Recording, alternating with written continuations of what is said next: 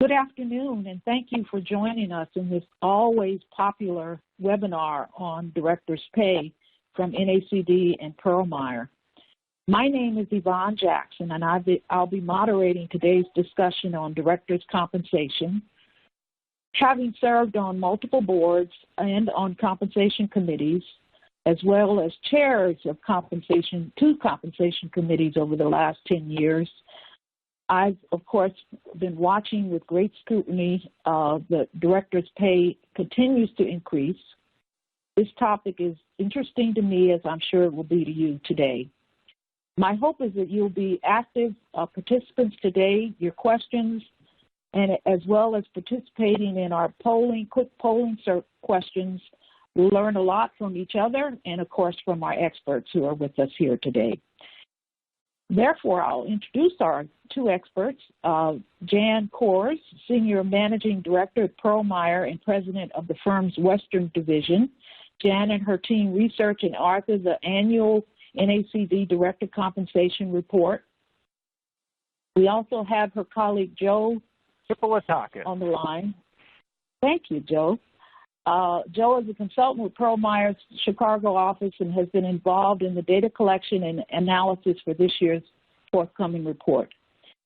So today we're going to talk about this year's data, what this year's data show, whether or not it points to any significant trends or represents business as usual, and as our title slide suggests, are there any tipping points where boards are feeling increasing tension when it comes to their compensation.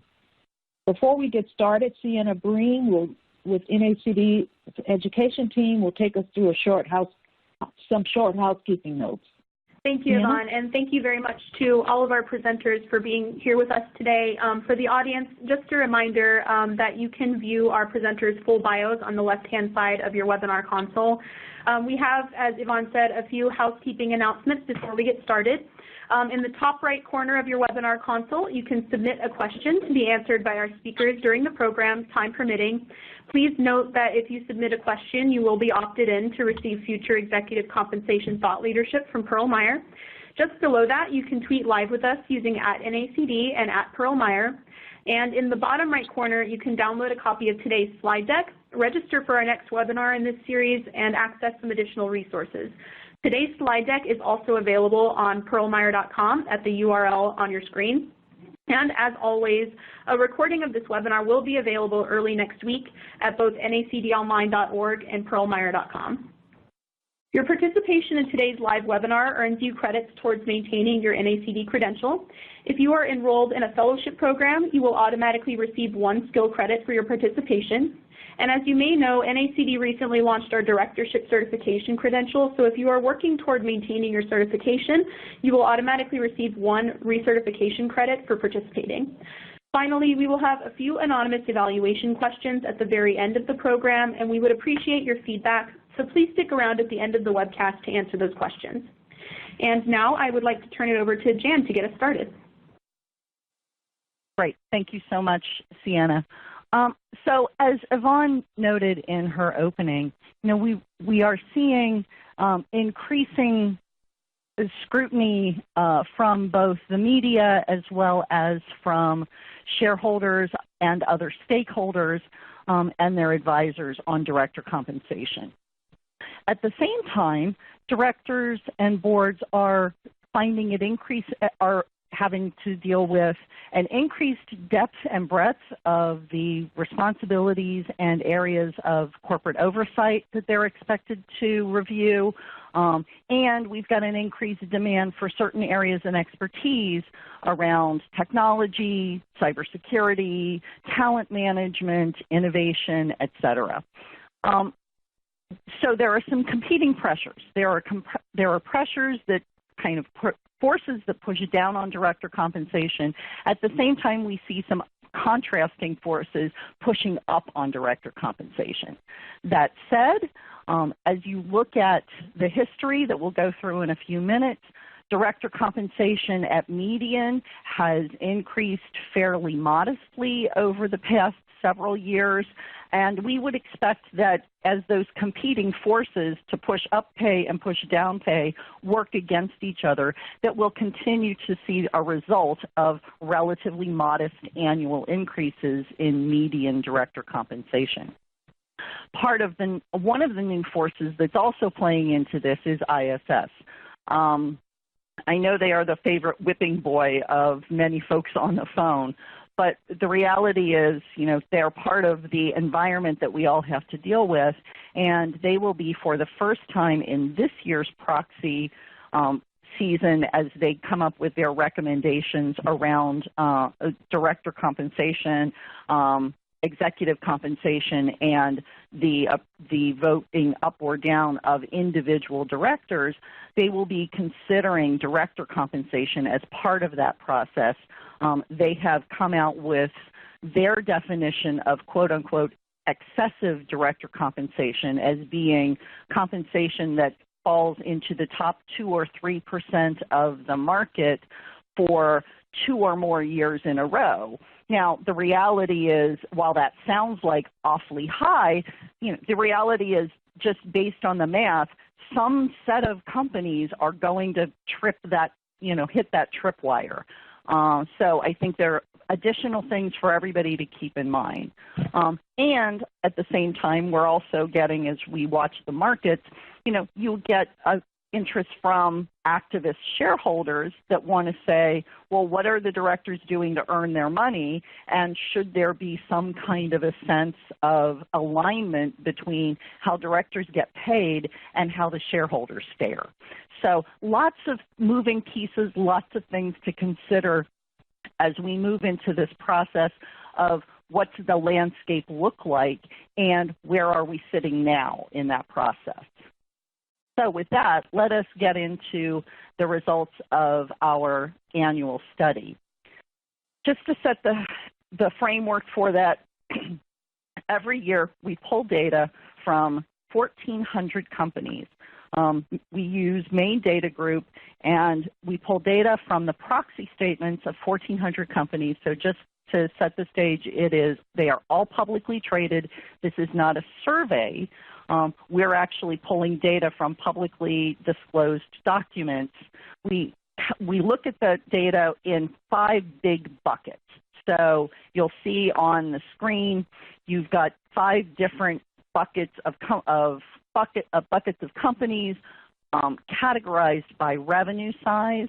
In general, we try to keep the companies that we look at every year consistent as much as we can, based on them still being public, based on them still being in the same revenue category, so that when you look at year-over-year trends, it actually represents real changes in company policy and practices rather than simply changes in the peer set. Before we get into the data, I want to talk a little bit about the demographics of the board to look at how that has changed.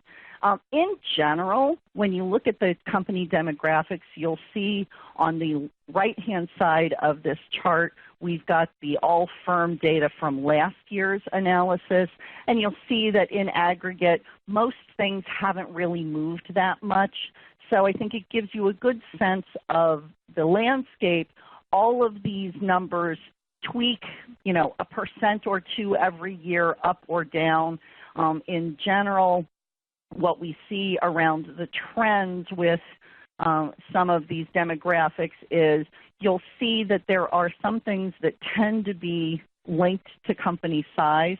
So for example, when you look at the number of companies that have a declassified board, that is companies where every director stands for re-election every single year, the larger the company, the more likely it is that the board will be declassified. So if you look at the micro companies, those companies with revenues of less than $500 million, just over half of them have a declassified board, whereas when you get to the top 200 companies who are all, the bigger than $10 billion in revenues, nearly all of them have a declassified board. The other thing that tends to trend with company size is the inclusion of some kind of a mandatory retirement age. Again, at the smaller companies, the micro companies, you only see just less than 30% of those companies that have a mandatory age of retirement, typically 75, whereas if you look to the larger companies, top 200 companies, it's up to nearly 80%. And I think part of that is when you think about what drives companies to put that in place, it's this clamor for refreshment on the board and diversity on the board, which requires refreshment, and that clamoring and that scrutiny tends to be more substantial the larger the company is. In that vein, we looked at gender diversity, and what you will find is that every single one of these boxes, so companies that have at least one female director, companies that have at least 2 female directors, companies that have at least 3 female directors, every single one of these boxes inches up every year by a couple of percentage points and has for the past several years. So we are making progress. It is somewhat glacial in nature. What I wanted to highlight this year for folks is where are we seeing real movement? So the light green shaded boxes represent those areas or categories where it's jumped more than 5 percentage points in the last year. So it's between 5 and 10 percentage points. And the two bright green boxes, so micro companies putting at least 1 female on their board, and the small companies who have gone from 1 female to 2 females on their board, those 2 categories actually jumped more than 10 points over the past year. So we're making progress on this measure. I would note, though, that if you look at all firms in general and you look at that 29%, while it is certainly better than last year's 23% in terms of the companies that have 3 or more females on their board, 3 females on the board as a percentage of a median number of board members, which is 9, means that less than 30% of companies have anywhere even remotely close to gender parity on their board. So, Yvonne, I don't know about you, but it says to me we got a long way to go. We still have a lot more work. And to the point of refreshing boards, we wanted to do with our audience today, participants today, a poll survey, some poll questions. And the first question is, how long has it been since your board has added a new outside director? And you've got 4 possible answers. If you could hit your buttons, and we're going to give you a couple seconds. And Jan, while we're waiting for our audience to participate in this poll, it seemed interesting when I was looking at that last slide about the number of companies where you saw significant jumps with micro and small companies. Do you think any of that has to do with some of the laws that are emerging, like in California, on legislating that boards now have to have a certain number of women on their boards? Oh, I absolutely think that that's part of, some of the either legislation that's gone into place, like in California, or the threat of legislation in other places has to do with that. I think, and I think that Goldman's recent announcement saying that they won't take a company public in the U.S.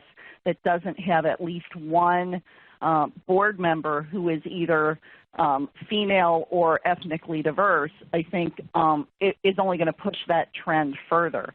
In fact, I'm kind of surprised that some of those numbers of the 1 female are still as low as they are, that we haven't seen 100% anywhere yet, except in the top 200.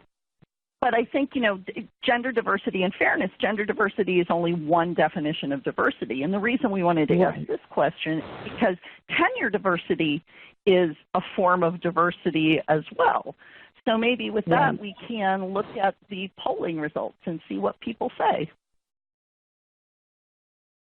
This is great. So this suggests that a number of you have boards in which you've made at least added one new director to your board, and then others that have had two. So that's pretty significant. I think in years past we might not have seen that. So that's great.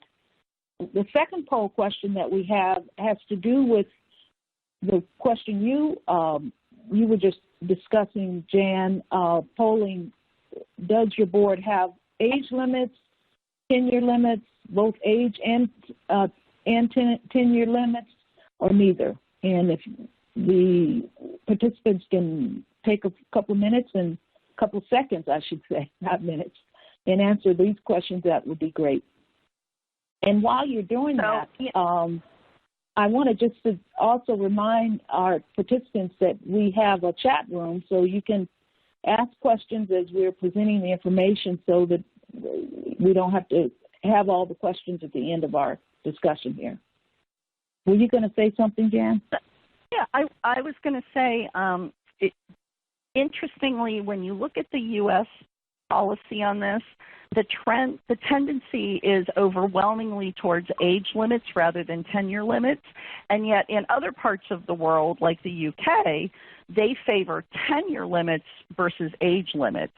So, Yvonne, I was just curious, as you think about age limits versus tenure limits, do you see a particular benefit to one versus the other, or are you not in favor of either? Well, to be honest, I'm not in favor of either. I think boards have to constantly think about refreshing themselves and how they can do that, either through whether or not the skills that they need on the board are intact, looking at the future of the company, whether or not they have the right input from their strategy. I think those are the areas that boards have to think about consistently as they think about refreshing themselves. I sit on Spartan Nash's board, and we actually removed age limits on our board as a requirement. Having said that, we added two new members to our board within the last 3 years, and again, it was about refreshing the board and putting new skills on the board that we thought we needed as we looked at our longer-term strategy. It's interesting, it could be a whole nother webinar. I would submit that if a board has a really robust individual director peer assessment process, you probably don't need either one of these things. It becomes clear over time when it's time for somebody to go and when you need new blood. Yes, and that's part of what the Spartan Nash board does have in place.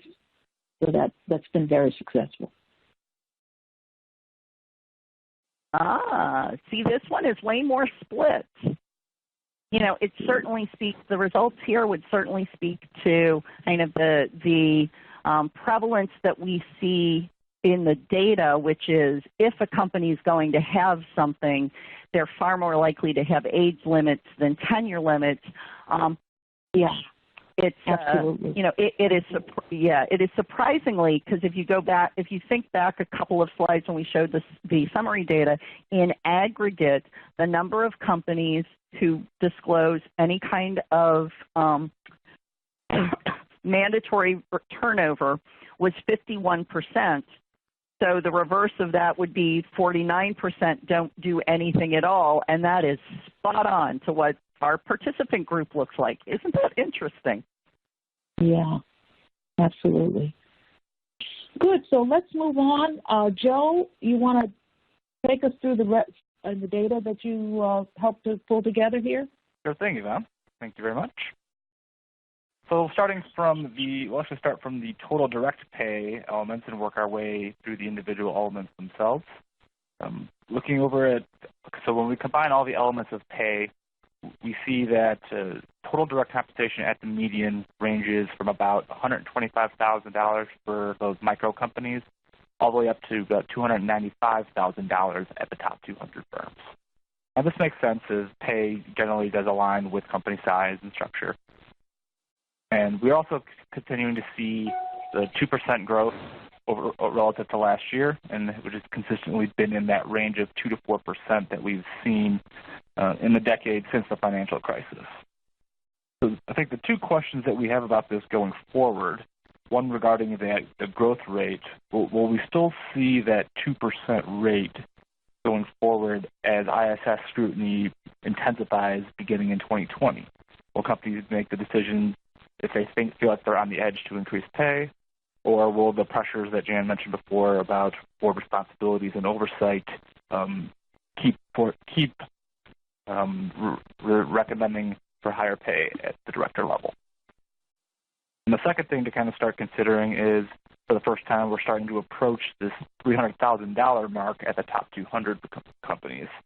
And like kind of tying back to what I just said regarding, are these increases in oversight and the levels of expertise needed at the board level, are those justified given the increased scrutiny from both ISS and other outside stakeholders? Looking now on this slide here, we're starting to break down the individual elements of pay and which elements are being used to drive the increases in pay that we are seeing. So what we've seen here are the increases in both the median cash retainer and the median equity award. And that's been pretty consistent over the past several years as companies are choosing to make increases to those elements and not make increases to the board meeting fees or the compensation towards committee members. There's a bit of a trend towards simplification and just in an effort to reduce the complexity of the program, but also to align with the idea that serving on a board is becoming more of an all-year-round type of responsibility. It's not as much, more work is being done outside of formal board meetings, and those compensation structures are beginning to adjust to reflect that. So moving on here, this slide here highlights what the actual mix of the pay elements are at each pay level. So we typically see about 35 to 40% of total pay reflected in the board annual cash retainer. And the highest element of pay continues to be the equity portion, particularly with full value shares representing roughly 45 to 60% of pay across these companies. And as mentioned on the previous page, we continue to see a decline in the prevalence of board meeting fees, in an effort to, again, make a simpler compensation program approach.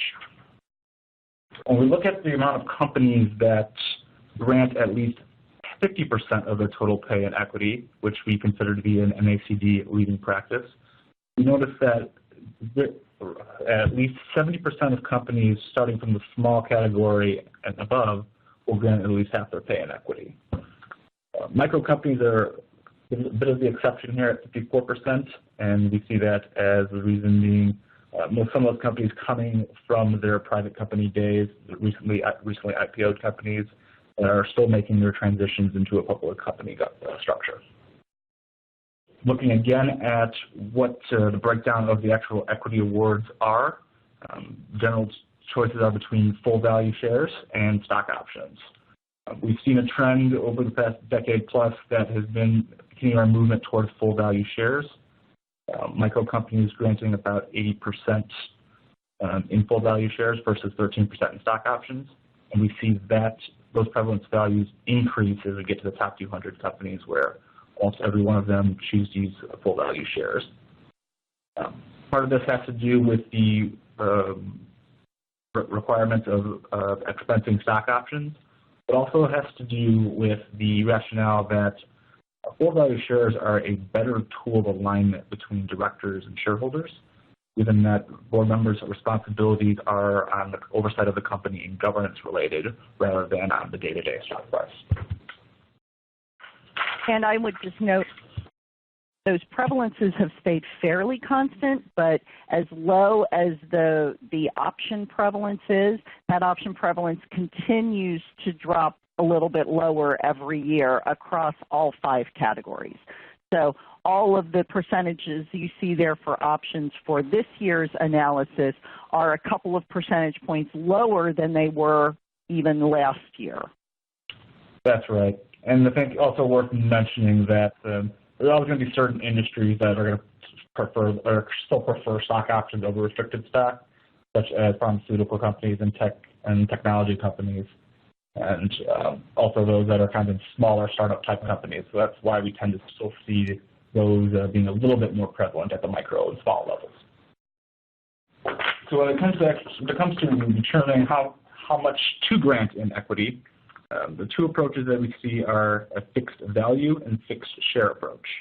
The fixed value simply meaning each year you get a consistent dollar value in equity, and the number of shares that you get would obviously adjust based on that price. So for example, I get $100,000 in equity each year. The other option, that is by far in a way the most popular choice amongst companies. Some companies still choose to prefer a fixed share approach, which is to simply say, okay, I'm going to give you 10,000 shares each and every year. So the value of those shares will increase and decrease in correspondence with your stock price. The fixed value definitely is a bit more of a conservative approach to using that. It gives more consistency year over year and provides some guardrails when talking about pay.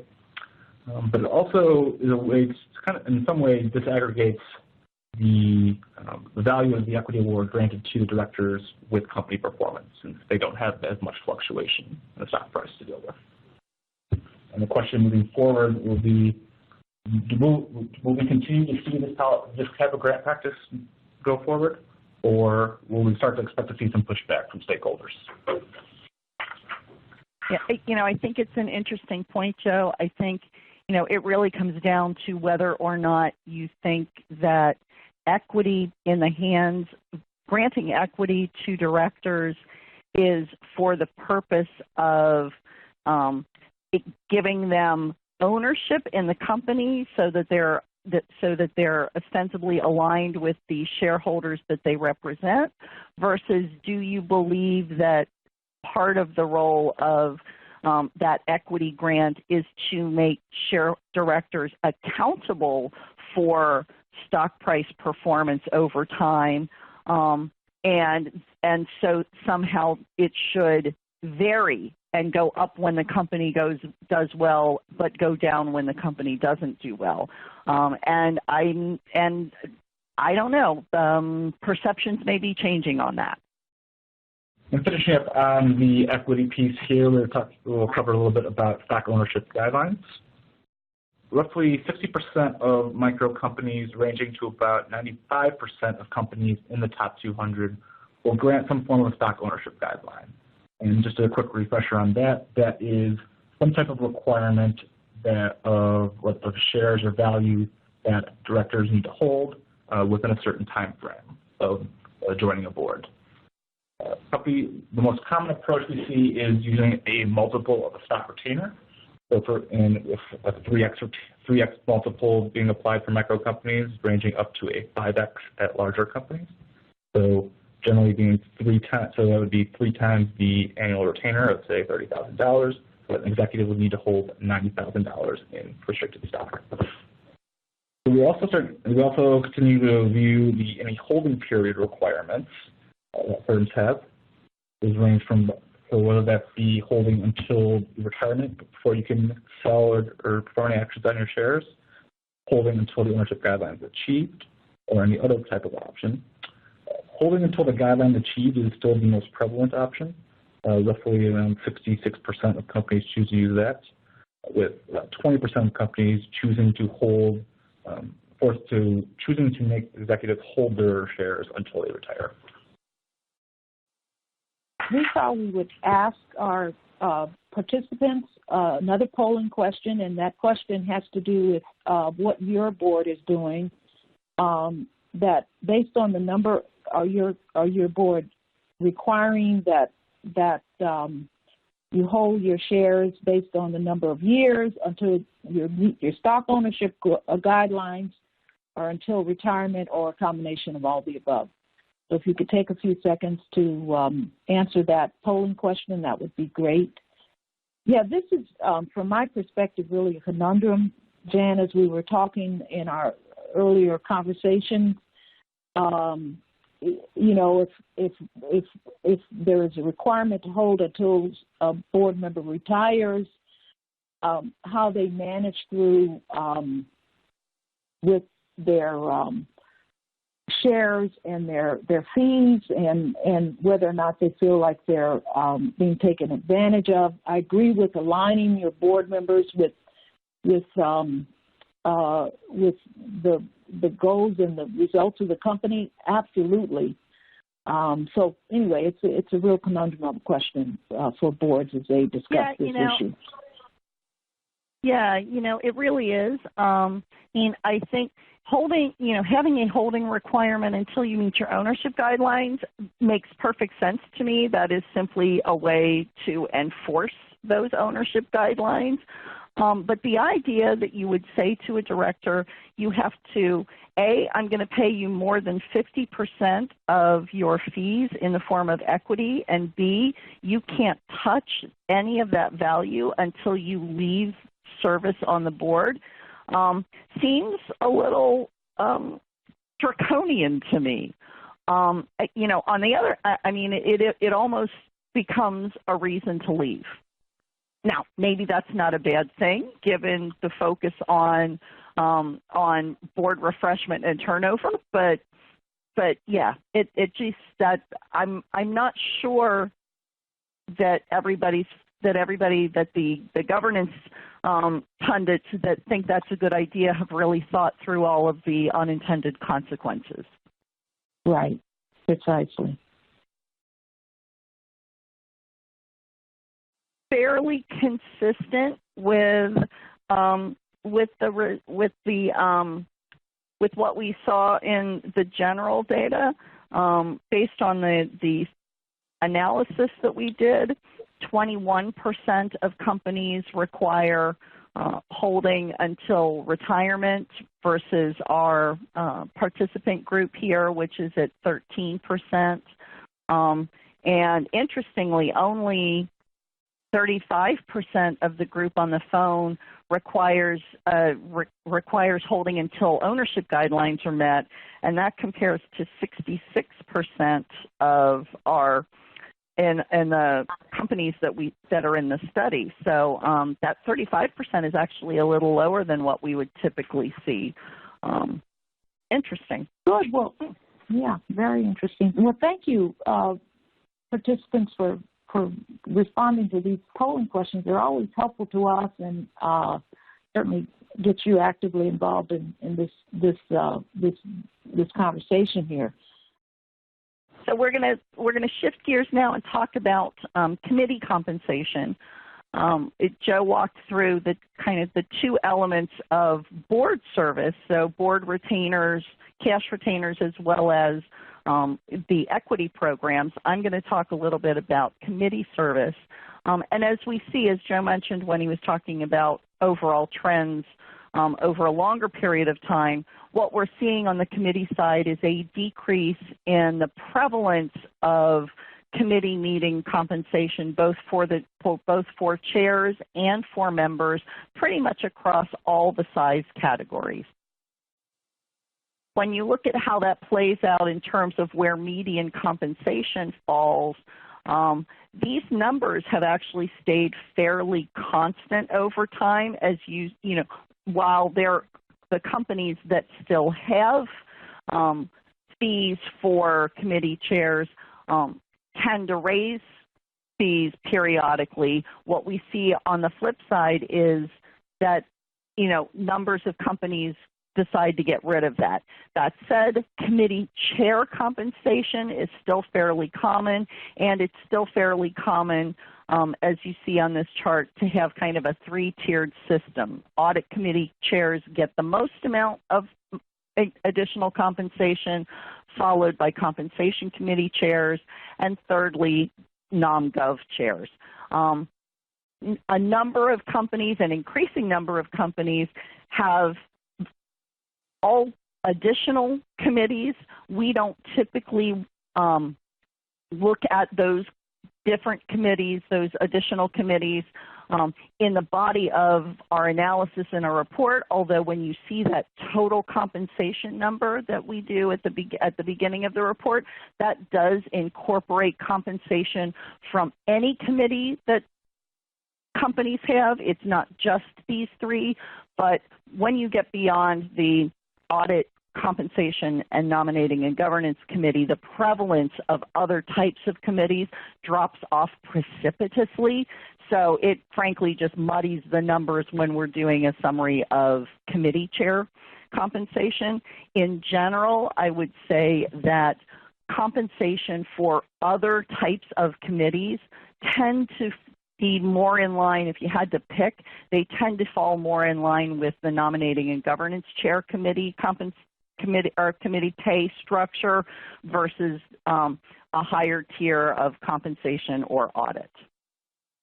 On the committee member side, a couple of interesting things going on here. Again, you still see the same kind of three-tiered system, although the difference between nom-gov and compensation is much more muted than what we saw on the committee chair compensation. Audit continues to get more money than the others, but the interesting thing here that you'll see, the percentages that are above each of these bars represents the prevalence of compensation for committee members. And this is a number that continues to drop. In fact, if you look to the right-hand side under the top 200, the prevalence of compensation to compensation committee members or nom-gov committee members amongst the top 200 companies has been below 50% for several years now. You'll see, compensation committee, it's down to 39%. Nom-gov committee, it's down to 37%. So the median on the chart is 0. We are very close to having the median for the audit committee member in the top 200 also show up on this chart as 0, because right now only 52% of the top 200 companies in our study provide additional compensation to people who participate as members of an audit committee. If that number doesn't drop below 50% next year, I would predict that we're not more than 2 years away from it, the prevalence being below 50%, and therefore the number on this chart being a 0. We're still a ways away from those zeros in in the smaller companies, but even there, you'll see there are a number of instances where prevalence is at 55% or below, and so as this continues to drop, we're going to continue over time to see more zeros on this chart. The last thing I want to talk about on the committee compensation or leadership compensation is about compensation for the non-executive chairman of the board or the lead director. Interestingly here, as those roles have become more structured, more consistent across companies, what we've started to see is a real sort of tendency to centralized tendency around how those leadership positions are paid, almost regardless of company size. If you'll look, obviously the dollar values increase based on company size, whether we're talking about the non-executive chair or the lead and presiding director. But when you take those dollar values and look at them as a multiple of what a regular board member makes, you'll see a remarkable consistency in terms of the multiple that is given for that leadership position. For the non-executive chair position, which is generally viewed as a more time-intensive role and a more involved role than the lead director, the typical multiple is right around 50% of what a regular board member gets, so somewhere between 45 and 55% over and above what the regular member gets. Because that is such a substantial amount of money, we often see that multiple delivered in both a multiple of the cash compensation as well as a multiple of the equity. In contrast, when you look at the lead director multiple, the lead director multiple tends to be smaller. It tends to run right around 12, 13% more than the regular board member. And because it is a smaller multiple, the lead director premium tends to be almost universally delivered 100% in additional cash. With that, we've got about 15 minutes remaining. So let's talk about some questions, and then we'll kind of wrap this up. So the first question that I'm looking at has to do with, if I'm reading this right, what reasons have companies cited in their proxy statements for changing from meeting fees to fixed payments for being on the board and or committees? You know, that's interesting. I think partly it's a response to the fact that I'm sure you can speak to this as well, Yvonne, that increasingly you find that, at least my experience is, you find the work that boards are doing is far less structured and far more fluid. Board members spending much more time outside of formal committee meetings. And the committee meetings themselves being, certainly at the committee level, if not at the board level, being much more fluid, much more responsive than kind of a historical structured, we have one committee meeting every quarter in alignment with the board meeting, and that's it. And so I think part of the idea of moving compensation out of formal meeting pay, where you then get into the issue of, well, if we have an hour meeting and we don't get everything done and we schedule a subsequent hour meeting a week later, is that 2 meetings or is that just the continuation of 1 meeting? Do we get paid twice? Do we only get paid once? Moving to a retainer gets rid of all of that nonsense. And I think it is just more reflective, as Joe said, of this notion that, you know, we're kind of all working as board members all the time. Maybe not 24/7, but there are probably some times of the year where it feels like it. Yeah, and I guess relative to that, there's a third option that boards have done, and certainly that's the case on the board that I'm on, that you just pay a flat meeting fee regardless of the number of meetings, assuming that there are minimally 4 for the year, you know, if you're on the non-gov committee. So I would just add that.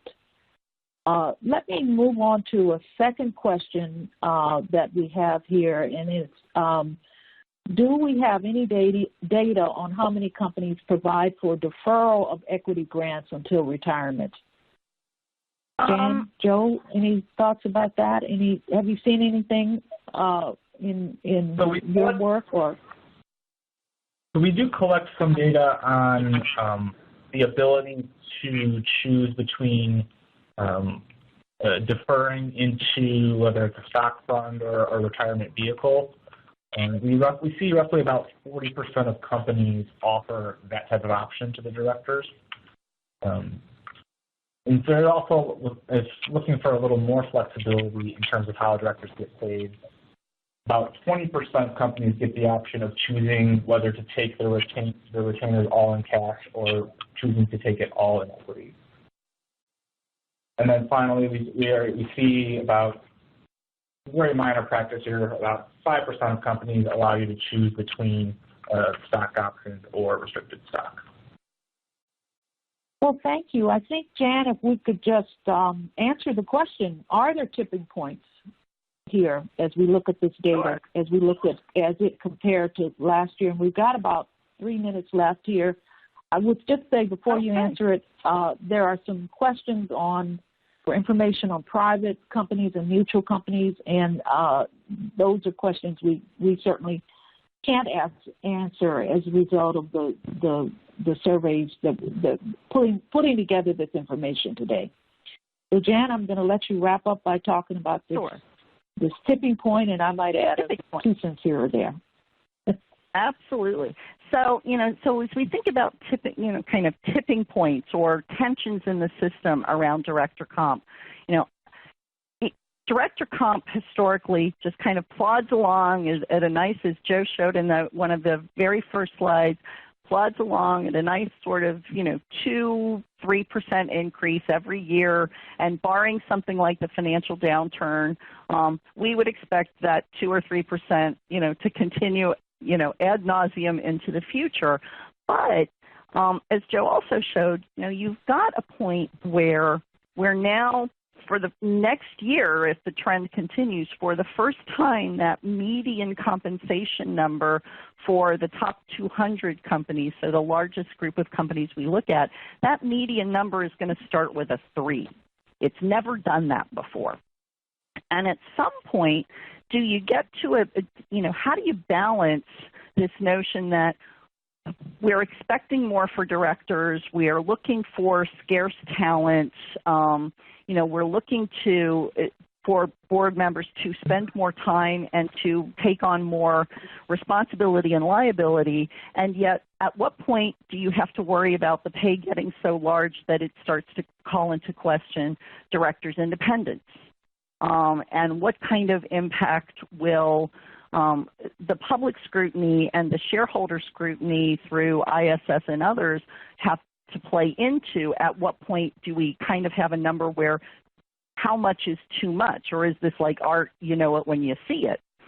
I think the other interesting thing as you think about that is, historically when you look at how companies change compensation, unlike executive pay, which tends to go up a little bit every year, with director comp, the trend has always been that companies watch it, don't make change, and then do a big jump. And then their director comp will stay constant for another 3, 4, 5 years, and then they'll make another jump. In light of the scrutiny that we're seeing, might we end up seeing some kind of a change in the way director pay moves, where directors will start to get smaller, more frequent increases, so to make sure that they never fall too far out of line with market trends and yet stay up with market trends, so they never find themselves in a situation where they're in a single year making a 15 or 20% increase. So that's kind of one place where I think that we may start to see some movement, or that the balance will shift, or there's tensions in the system. I don't know if you've got thoughts about that one, Yvonne. Yeah, no, I would just add that certainly on the company board that I'm on, we look at it every 2 years. Again, for the reason that you just described, that we're making minimal increases every 2 years, rather than big jumps, and we've been in that path before, having to make big jumps. Particularly as you think about refreshing your board and adding new members, and not that folks are always focused on compensation, but they want to make it worth their time to add the value that the board might think they can. So you've got those two things.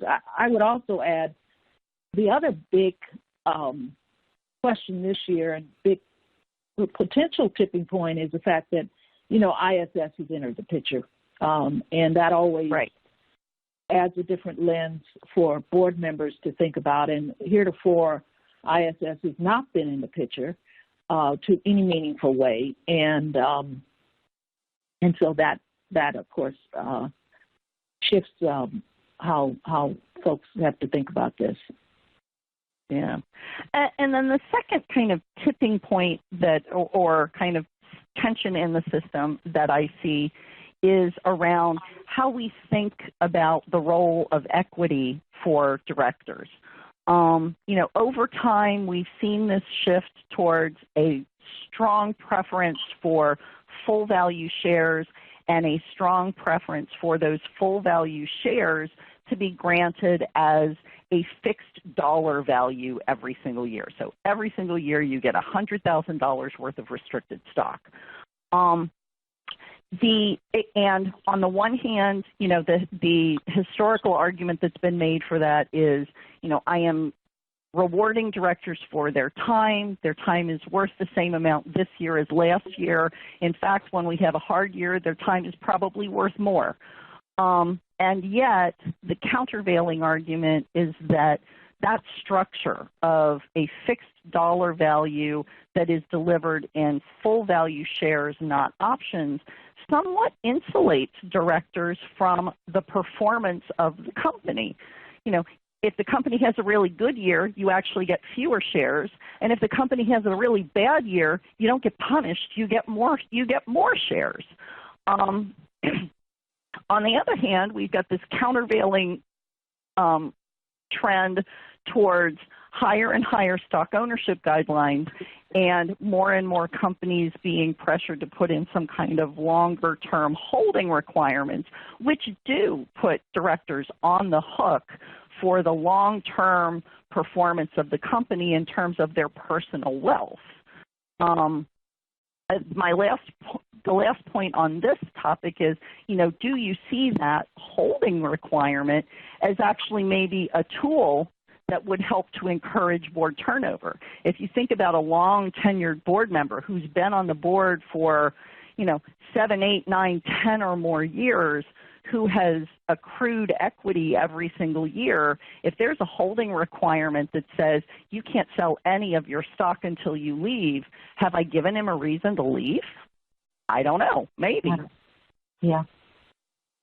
So I mean, I think while you look at director comp in any given year-over-year scenario, I guess I would just wrap up by saying, in any given year, the movements, as you see in the charts that we've gone through here, the movements year over year would suggest that director comp doesn't actually change very much. I would argue that it's not that director comp doesn't change, it's that it's evolutionary, not revolutionary. If you were to go back and look at what a typical director comp program looked like 20 years ago, it would actually look very different than what's there now. So you just kind of got to watch it over a longer period of time. A year-over-year look doesn't necessarily tell the whole story. Well, thank you, Jan and Joe, and our participants in today's webinar. We appreciate your time and certainly your involvement in responding to our polling questions. We'll look forward to seeing you the next time we have this conversation.